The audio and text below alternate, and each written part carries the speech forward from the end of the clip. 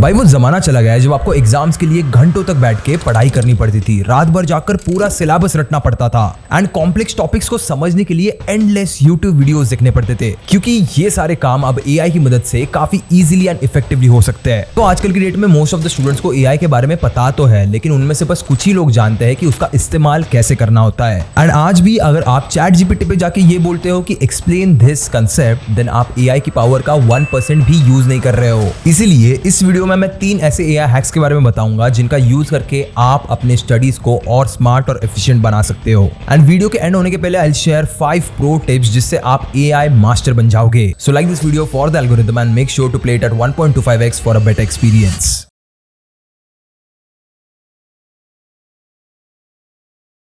Let's start with phase 1, clarity and research।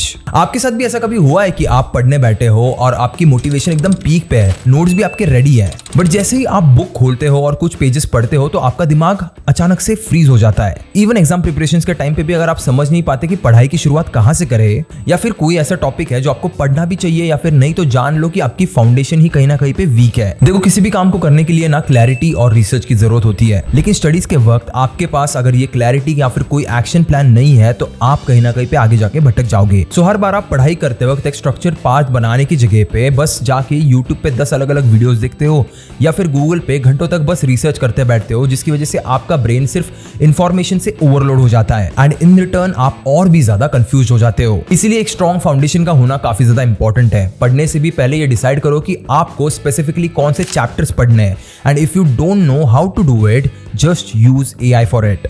अब देखो, when it comes to research and planning, there are so many AI tools like Grok, ChatGPT, Perplexity, but मैं personally आपको Gemini recommend करूंगा। हाँ, मानता हूँ कि Gemini कुछ महीनों पहले काफी ज्यादा जेनरिक रिस्पॉन्सेज देता था, बट अब उसके न्यू डीप रिसर्च मोड के सामने तो चैट जीपीटी भी फेल है। ये मोड लिटरली एक रिसर्च असिस्टेंट जैसा काम कर सकता है। बाकी के एआई टूल्स जहाँ पे बस एग्जिस्टिंग डेटा सेट्स पर समराइजेशन देते हैं, वहीं पे जेमिनाई लाइव वेब एक्सेस के साथ कॉन्टेक्चुअली लेयर्ड इन्फॉर्मेशन फेच कर सकता है। जानता हूँ कि काफी ज्यादा भारी वर्ड्स है आपको समझने के लिए, बट इसको थोड़ा और सिंप्लीफाई करके आपको समझाता हूँ। जब आप इसे कोई प्रॉम्प्ट दोगे तो ये मल्टीपल सोर्सेज को एक साथ स्कैन करता है, जैसे कि articles, blogs, research papers, PDFs and even YouTube videos, and then इस सब इंफॉर्मेशन को कंप्रेस करके ये एक structured and logic based response देता है। एंड बात यहाँ पर सिर्फ समरी तक लिमिटेड नहीं है, ये टूल आपके पैटर्न्स, जो रिसर्च पैटर्न्स होते हैं, उनको भी समझ सकता है, रीजनिंग अप्लाई कर सकता है, और अगली बार जब भी आप कोई रिसर्च करोगे तो आपके प्रेफर्ड स्टाइल में उसका आउटपुट भी दे सकता है। अब देखो, ये स्पेशली उन स्टूडेंट्स के लिए पावरफुल है जो किसी नए और ट्रेंडिंग टॉपिक को हर बार एक्सप्लोर करते रहते हैं। मैं आपको एक एग्जांपल देके इसे समझाता हूँ।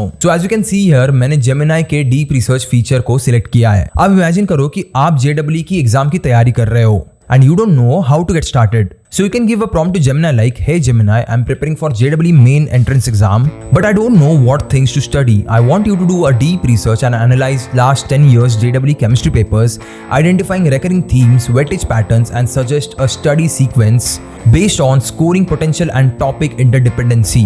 Also give me a list of repetitive questions and chapters so that I can prepare them." इस prompt को बस enter करके ना बस मैजिक देखो। आप सबसे पहले तो ये आपको इसके खुद के रिसर्च का एक रोड मैप देगा, जिसे आप मैन्युअली भी एडिट कर सकते हो, but as far as I know आपको इसकी कभी जरूरत नहीं पड़ने वाली। मुझे खुद को भी इसकी कभी जरूरत नहीं पड़ी है, क्योंकि ये रोड मैप ऑलरेडी आपके विजन से कहीं ना कहीं पे अलाइंड ही होता है। अब जब आप स्टार्ट रिसर्च सिलेक्ट करोगे, तब ये टूल इंटरनेट पे अवेलेबल हर एक साइट या फिर हर एक रिसोर्स को एनालाइज करेगा। आपने यहाँ पे देख सकते हो कि ये टूल रिसर्च कैसे करता है और कौन से रिसोर्सेज को स्टडी कर रहा है, and in just a few minutes ये आपको ना सिर्फ एक क्लियर स्टडी प्लान देगा, बट ऐसे पोटेंशियल क्वेश्चन भी बताएगा जो through out the years repeat हुए हैं। एंड अगर आपको इस रिसर्च के किसी भी पर्टिकुलर सेक्शन के बारे में थोड़ा सा डाउट है ना, या फिर अगर आपको इसे और अच्छे से समझाना है या फिर सिंप्लीफाई करके समझना है, तो आप यहाँ पे उसके बारे में पूछ सकते हो and it will do it for you. अब देखो, मैं पर्सनली जेमिनाई इसलिए यूज करता हूँ क्योंकि ये चैट जीपीटी और ग्रॉक से भी काफी ज्यादा एक्यूरेट है, और हर एक स्टेटमेंट के लिए आपको अलग टाइप से एक रिसोर्स भी प्रोवाइड करता है, जिससे आप इंस्टेंटली क्रॉस चेक भी करके देख सकते हो। अब देखो, ये तो बस एक एग्जांपल था, लेकिन आप एआई की मदद से कैसे स्टडी करोगे ये कंप्लीटली आपके प्रॉम्प्ट्स के ऊपर डिपेंड करता है,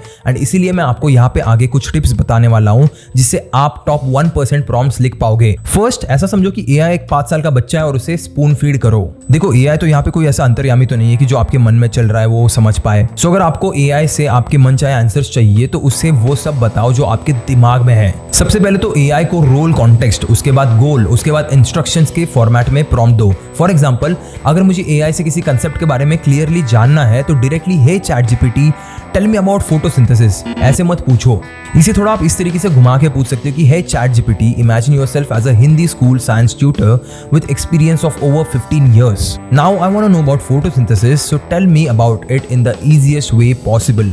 Make sure not to be very preachy and teach me like you'll tell to a 15-year-old kid. अब इन दोनों प्रॉम्प्ट्स के ना आंसर आप खुद स्क्रीन पे देख सकते हो, इन्हें कंपेयर करके देख लेना एक बार। आपको इंस्टेंटली बस देख के ही पता चल जाएगा कि कौन से प्रॉम्प्ट ने अच्छा काम किया है। अब ये तो हुआ बस एक प्रॉम्प्ट का एग्जांपल, बट हमारे चैनल पे मैंने master prompt engineering with chat GPT का एक वीडियो बनाया है जिसमें मैंने prompt writing and 5 powerful prompt structures के बारे में बताया है। तो इस वीडियो को यहाँ पे क्लिक करके चेक करना बिल्कुल मत भूलना। पहले तो भाई ये वीडियो देख लो कंप्लीटली, फिर उसके बाद वो जाके चेक कर सकते हो। नाउ दैट आपका स्टडी का बेस, आपका फाउंडेशन स्ट्रॉन्ग है, let's move to the next phase, जो ना सिर्फ आपके पढ़ने का टाइम कम करेगा बट कहीं ना कहीं पे मुश्किल से मुश्किल कंसेप्ट को भी इजीली समझने में और लिखने में मदद करेगा। Which brings us two phase number 2, writing and assisting. देखो, राइटिंग इज अ प्रोसेस जहाँ पे मैक्सिमम स्टूडेंट्स की हालत खराब हो जाती है। आपके दिमाग में ना सब कुछ क्लियर होता है, लेकिन जैसे ही आप पेन उठाते हो और लिखना शुरू करते हो तो आपका ब्रेन सडनली ब्लैंक हो जाता है। इवन एग्जाम हॉल में भी आपके साथ ऐसा कई बार हुआ होगा जहाँ पे आप ऐसा सोचने लग जाते हो कि अरे यार, ये तो मेरे नोट्स में था, मैंने पढ़ा भी था, बट अभी मुझे याद क्यों नहीं आ रहा। साइकोलॉजी में ना इसे एक्सप्रेशन प्रॉब्लम कहते हैं, जिसमें आपको चीजें याद होती है बट आप उसे वापस रिकलेक्ट नहीं कर पाते।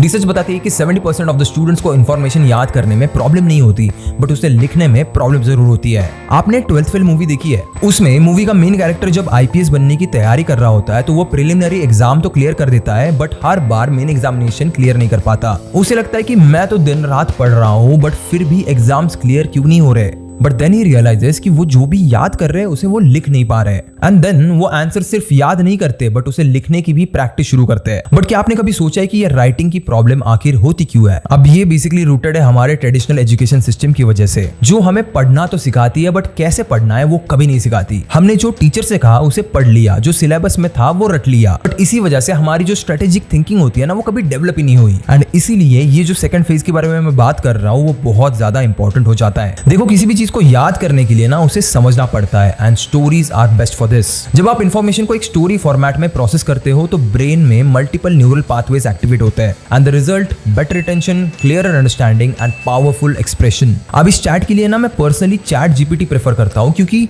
इसकी रीजनिंग बाकी एआई टूल से काफी ज्यादा बेटर है, स्पेशली इसका जो चैट जीपीटी 4 मॉडल है उसकी। आप नोटिस करोगे, आपको आज तक लग रहा होगा कि जेमिनाई, चैट जीपीटी या फिर क्लॉड या फिर ग्रॉक, ये सारे के सारे एक ही काम करते हैं। आपकी ना बात यहाँ पे एक हद तक सही भी है, लेकिन इनमें एक मेजर डिफरेंस ये है कि कोई मॉडल रीजनिंग बेटर करता है, कोई मॉडल अंडरस्टैंडिंग बेटर करता है, कोई मॉडल रिसर्च बेटर कर पाता है। तो ये जो चैट जीपीटी का ये मॉडल है, ये एक कॉन्टेक्सचुअल थिंकिंग इंजन है जो तुम्हारे साथ रियल टाइम में थॉट को प्रोसेस करके डेवलप कर सकता है। इसका काम सिर्फ इन्फॉर्मेशन देना नहीं है बल्कि आपके आइडियाज को स्ट्रक्चर, क्लैरिटी और कोहेरेंस देना भी है। अब इस एआई का जो आर्किटेक्चर है ना उसमें transformer based attention model use होता है, जो आपके प्रॉम्प्ट के हिडन पैटर्न्स और इंटेंट को समझकर रिस्पॉन्स बनाता है। चैट जीपीटी 4 की सबसे बड़ी स्ट्रेंथ है इसकी रीजनिंग कैपेबिलिटी और अडेप्टिव टोन। अगर आप बार बार एक ही टॉपिक पे क्वेश्चंस पूछते हो तो ये टूल उस टॉपिक के अंदर डीपर लेयर्स तक जा सकता है। मानता हूँ कि इसकी जो मेमोरी डेप्थ है वो थोड़ी सी लिमिटेड हो सकती है, लेकिन सेशन बेस्ड कन्वर्सेशंस में ये आपके हर फॉलोअप को लॉजिकली प्रोसेस करेगा। और जब बात आती है राइटिंग की तो चैट जीपीटी 4 आपके साथ ब्रेनस्टॉर्म करता है एंड आपके लिखे गए आइडिया को और ज्यादा रिफाइन करता है और आपके प्रेफरेंस के हिसाब से टोन एडजस्ट करता है। एंड ट्रस्ट मी, इसके जैसी रीजनिंग मैंने किसी और अलग एआई टूल में देखी नहीं है। इस चीज को ना मैं आपको एग्जांपल से प्रूव करके दिखाता हूँ। सपोज आप बायोलॉजी पढ़ रहे हो and there is a concept called as protein synthesis, यानी एक ऐसी प्रोसेस जिसमें सेल डीएनए के इंस्ट्रक्शन से बॉडी में प्रोटीन बनाता है। अब ये कांसेप्ट ना याद करना और लिखना काफी ज्यादा मुश्किल है, so I will give a prompt for that. Hey ChatGPT, imagine yourself as a science teacher with over 12 years of teaching experience and you have to teach me the protein synthesis process, but I find it very difficult to understand, so can you just explain it to me in the easiest way possible using storytelling and also generate me an answer that I can write in the exam। और अब इसका बस जवाब देखो। यहाँ पे एक major गलती जो कई सारे स्टूडेंट्स करते हैं वो है डायरेक्ट रिस्पॉन्स। जो एआई डायरेक्ट रिस्पॉन्स देता है उस पर बहुत ज्यादा डिपेंडेंट होता है, बट यहाँ पे आपको एक बात समझनी कि एआई आपका असिस्टेंट है, सो उसके साथ आपको कन्वर्सेशन करना पड़ेगा। जो आपको उसका फर्स्ट आउटपुट मिलेगा उसे आपको काउंटर क्वेश्चन करना पड़ेगा, उसके साथ ब्रेनस्टॉर्म करना पड़ेगा, क्योंकि psychology explains when you engage in dialogue your brain shifts from passive consumption to active construction mode. जैसे कि इस प्रोटीन सिंथेसिस वाले आंसर को मुझे और ज्यादा प्रोफेशनली जानना है ताकि इसे मैं एग्जाम में अच्छे से लिख पाऊं। तो मैं ना यहाँ पे चैट जीपीटी को एक काउंटर क्वेश्चन करूंगा and you can see the result. अब देखो, जब मैं भी पर्सनली एआई का यूज रिसर्च के लिए करता हूँ तो कभी कभी उसके आंसर्स काफी ज्यादा कॉम्प्लेक्स लगते हैं मुझे। तो मैं यहाँ पे एक सिंपल चीज क्या करता हूँ, एआई को वापस एक प्रॉम्प्ट देता हूँ कि भाई इसे एक स्टोरी फॉर्मेट में नरेट करो, जिससे उस इन्फॉर्मेशन में कुछ ना कुछ इमोशंस भी जुड़ जाए और उसे याद रखने में भी आसानी हो। तो कभी ये मत पूछो कि मुझे इंडिया के मार्स मिशन के बारे में बताओ, बस अपने क्वेश्चन को किसी अलग तरीके से फ्रेम करना कि मुझे इंडिया के मार्स के मिशन की पूरी कहानी जाननी है। कहानी या स्टोरी ये सिंपल वर्ड डालने से इतना ज्यादा डिफरेंस आता है, आप खुद देखकर चौंक जाओगे। एंड एआई बेसिकली आपके लिए लिखेगा नहीं बट आपके साथ लिखेगा। ये एक सिंपल लाइन है, उसका एक डिफरेंस है और वो डिफरेंस बहुत ज्यादा क्रूशियल है। सीधा उस आंसर को कॉपी पेस्ट करोगे और बिना सोचे समझे लिख दोगे या फिर छाप दोगे तो कुछ फायदा नहीं होने वाला। So make sure you understand it and then write it in your own words. Now apart from ChatGPT there are so many other writing tools जिनका आप यूज कर सकते हो, जैसे Claude, Quillbot, Jasper AI etcetera. I suggest कि आप इन tools को ना खुद ट्राई करके देखो एंड डिसाइड कि which one is better for you. अब बढ़ते हैं इस वीडियो के लास्ट फेज पे, जिसके बिना पहले के 2 फेजेस यानी रिसर्च और राइटिंग दोनों अधूरे हैं, which is phase number 3, presentation hack. अच्छा एक बात बताओ, आपकी क्लास में सबसे ज्यादा स्टैंड आउट कौन होता है? वो जो एक टॉपर है और हमेशा फर्स्ट आता है, या फिर वो जो पढ़ाई में थोड़ा सा एवरेज है लेकिन स्पोर्ट्स, आर्ट्स, क्रिएटिविटी तीनों जगहों पे सबसे आगे है, जो सबसे बात करता है, घुल मिल के रहता है? ऑब्वियसली सबसे ज्यादा स्टैंड आउट दूसरा वाला करेगा, राइट? क्योंकि वो खुद को कुछ इस तरीके से प्रेजेंट करता है कि वो सबकी नजरों में आ ही जाता है। कुछ ऐसा ही हाल है आपके स्टडीज के साथ भी। आप दिन रात मेहनत करते हो, होमवर्क करते हो या फिर कोई प्रोजेक्ट बनाते हो, बट जब प्रेजेंटेशन का टाइम आता है या फिर क्लास में कंट्रीब्यूट करने का टाइम आता है तो आपका काम बहुत ज्यादा फ्लैट लगता है, बोरिंग लगता है और लोग उसे याद भी नहीं रखते। बट यहाँ पे ऐसा नहीं कि आपने काम किया ही नहीं, यहाँ पे मेन आपकी गलती ये कि आपने उसको इस तरीके से प्रेजेंट ही नहीं किया कि वो किसी को अट्रैक्ट करे और रिटेन करे। एंड इसीलिए ये प्रेजेंटेशन वाला फेज सबसे ज्यादा इंपॉर्टेंट है। साइकोलॉजी के अकॉर्डिंग ह्यूमंस विजुअल इन्फॉर्मेशन को 60,000 टाइम्स फास्टर प्रोसेस कर सकते हैं किसी भी नॉर्मल टेक्स्ट से। मतलब आपका ब्रेन लिटरली पिक्चर्स में सोचता है। आप जब भी इमेजिन करते हो तो आप पिक्चर्स में इमेजिन करते हो, वर्ड्स में नहीं, राइट? इवन जब आप कोई मूवी देखते हो तब क्या होता है, आपकी आंखें विजुअल्स देखती है,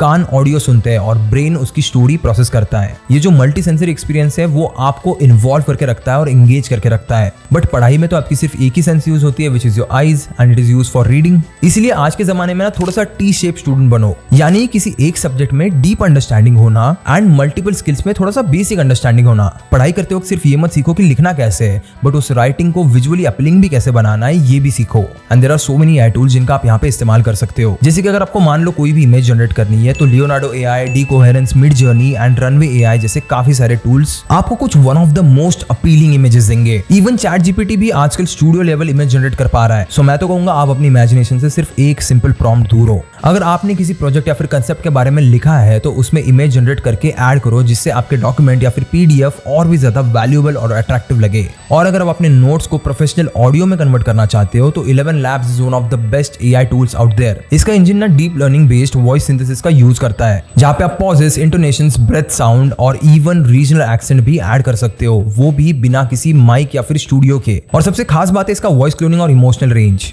ये ना मैं यहाँ पे कोई प्रमोशन नहीं कर रहा हूँ, बट मैं पर्सनली भी अपने इंस्टाग्राम वीडियोस में इसका यूज करता हूँ। इसमें ना आप अपने वॉइस के सैंपल्स भी दे सकते हो और आपकी दी गई वॉइस में आप अपने नोट्स भी पढ़ सकते हो। ये टूल आपके लिए बेसिकली एक चलता फिरता पॉडकास्ट बन सकता है, चाहे आप वॉक पे जा रहे हो, ड्राइव कर रहे हो या फिर लाइट रिविजन ही क्यों ना कर रहे हो। इनफैक्ट इस टूल में आप रीजनल लैंग्वेजेस भी जनरेट कर सकते हो। एंड ट्रस्ट मी, इसमें जो जनरेट की हुई ऑडियो है ना वो बहुत ज्यादा एक्यूरेट है एक्चुअल रियल ह्यूमन वॉइसेस से। Let me just show you an example. इस वक्त आप जो आवाज सुन रहे हो वो 11 Labs पे जनरेट की गई है। एंड सच में इस बात पे यकीन करना मुश्किल हो गया है कि एआई इतना आगे बढ़ चुका है। इस वक्त आप जो आवाज सुन रहे हो वो 11 Labs पे जनरेट की गई है। एंड सच में इस बात पे यकीन करना मुश्किल हो गया है कि एआई इतना आगे बढ़ चुका है। Now image and audio generation are still the surface level thing, क्योंकि रियल मैजिक तो यहाँ पे वीडियो जनरेशन टूल कर रहे हैं। Tools like VO3 and Sora are completely changing the video production dynamics. इन टूल्स से आप कॉम्प्लेक्स कंसेप्ट्स को स्टोरी टेलिंग फॉर्मेट में कन्वर्ट कर सकते हो। कैंसर सेल्स बॉडी पे कैसे अटैक करते हैं, हार्ट अटैक कैसे आता है, कॉम्प्लेक्स मशीन्स कैसे रन करती है, ऐसे कई सारे नए नए कॉन्सेप्ट्स को थियोरेटिकली समझना मुश्किल हो जाता है, लेकिन इन वीडियो जनरेशन टूल्स के थ्रू आप इन्हें इजीली समझ सकते हो या फिर किसी को पढ़ा भी सकते हो। बिजनेस चैनल है भाई, इवन स्टडी की बात करता हूँ तो बीच बीच में एक आधी बिजनेस आइडिया निकली आती है। एंड इसका सबसे बड़ा फायदा ये है कि जब आप खुद कंटेंट क्रिएट करते हो तब आप सिर्फ कंज्यूम नहीं करते बट आप एक्टिवली कंस्ट्रक्ट भी करते हो अपने दिमाग में। अब जैसे कि मैंने शुरुआत में बताया, ये एआई टूल्स आपको कैसा आउटपुट देंगे ये कंप्लीटली आपके प्रॉम्प्ट्स पे डिपेंड करता है और इनपुट किए गए रिसोर्सेज पे डिपेंड करता है। बट आई एम श्योर कि जैसे जैसे आप इन एआई टूल्स को अपने स्टडी में और ज्यादा इंटीग्रेट करते जाओगे वैसे वैसे ओवर द टाइम आप प्रॉम्प्ट्स को और भी ज्यादा मास्टर कर लोगे। बट स्टिल अगर आपको नहीं पता कि एआई का यूज कैसे करना है, मास्टर प्रॉम्प्ट्स कैसे लिखनी है, तो हियर आर 5 प्रो टिप्स जो आपको एक एआई मास्टर बना देगी।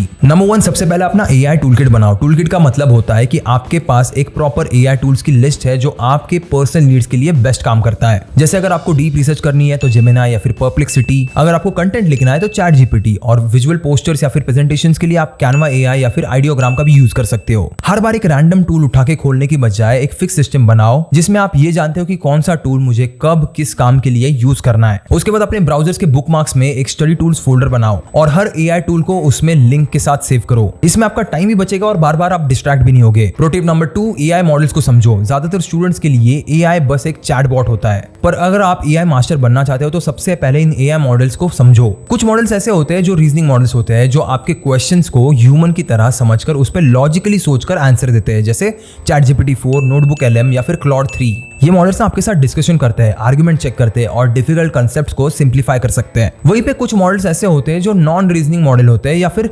रिट्रीवल बेस्ड मॉडल होते हैं, जैसे जेमिनी हो गया, परप्लेक्सिटी हो गया, जो मेनली वेब से लाइव इंफॉर्मेशन निकालते हैं और एक टाइप से उसे काफी ज्यादा अच्छे से प्रेजेंट करके आपको देते हैं। इनका काम ना फास्ट और फैक्चुअल डेटा देना होता है, लेकिन इनकी डेप्थ और लॉजिक कभी कभी तुम्हें थोड़ा सा लिमिटेड लगेगी। जब आपको किसी भी टॉपिक पे एनालिसिस, एक्सप्लेनेशन या फिर पर्सनलाइज हेल्प चाहिए तो रीजनिंग मॉडल यूज करो, और जब आपको रियल टाइम या फिर अपडेटेड इन्फॉर्मेशन चाहिए तो रिट्रीवल बेस्ड मॉडल यूज करो। उसके बाद आती है प्रो टिप नंबर 3, एआई को एक स्टडी पार्टनर की तरह ट्रीट करो। ज्यादातर स्टूडेंट्स ना एआई को बस एक टीचर की तरह ट्रीट करते हैं जो आपको बार बार बस एक आंसर लाके देगा, लेकिन आपको ना एआई को एक टाइप से आपका पार्टनर बनाना पड़ेगा, जिससे आप हर स्टेप पे डिस्कशन करते हो, डिबेट करते हो और अलग अलग पर्सपेक्टिव्स मांगते हो। जब आप कोई नया टॉपिक पढ़ रहे हो तो एआई से ट्रिकी क्वेश्चंस पूछो, जैसे कि न्यूटन के सिर पे जो एप्पल गिरा उसे उसने खाया क्यों नहीं, या फिर अब तक ह्यूमंस मार्स पे क्यों नहीं गए, या फिर फिश पानी में सांस ले सकते हैं तो ह्यूमंस क्यों नहीं। अब देखो ये कितना भी वियर्ड या फिर फनी साउंड करे, बट ऐसे क्वेश्चंस से आप अपनी थिंकिंग लेवल को ग्रो कर सकते हो एंड आप ना किसी भी टॉपिक में काफी ज्यादा डीप लेवल तक इन्वेस्टेड रहते हो क्योंकि आपको वो इंटरेस्टिंग लगने लगता है। उसके बाद आती है प्रो टिप नंबर 4, हर टॉपिक पे अपना क्वेश्चन बैंक बनाओ। एक टॉपर स्टूडेंट की ना हमेशा एक सीक्रेट हैबिट होती है कि वो सिर्फ पढ़ता नहीं है बट उसे रिवाइज भी करता है। मतलब जब भी आप कोई चैप्टर पढ़ लेते हो उसके बाद एआई से बोलो कि आप मुझे इस चैप्टर पे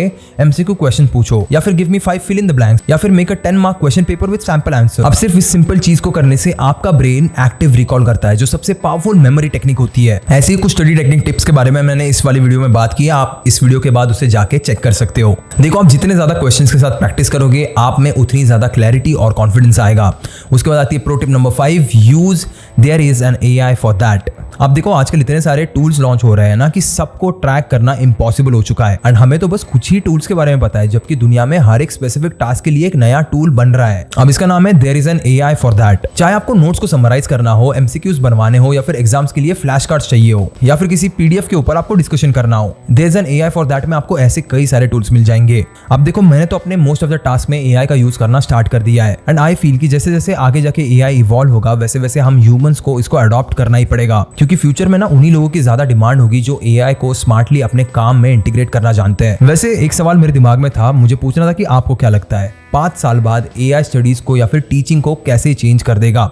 अपना ओपिनियन मुझे कमेंट्स में जरूर बताना। क्या आपको लगता है कि 5 साल बाद इन स्कूल्स, कॉलेज और एजुकेशनल इंस्टीट्यूट्स की भी हमें जरूरत होगी? मुझे आपके जवाब का इंतजार रहेगा। अगर आपको ये वीडियो वैल्यूएबल लगी तो इसे लाइक जरूर करना और अपने फ्रेंड्स के साथ इसे शेयर करना बिल्कुल मत भूलना, and subscribe for more such valuable video like this. बाकी मैं मिलूंगा आपको अगली वीडियो में एक और एक्साइटिंग टॉपिक के साथ। तब तक के लिए keep hustling, keep learning and as always keep inspiring.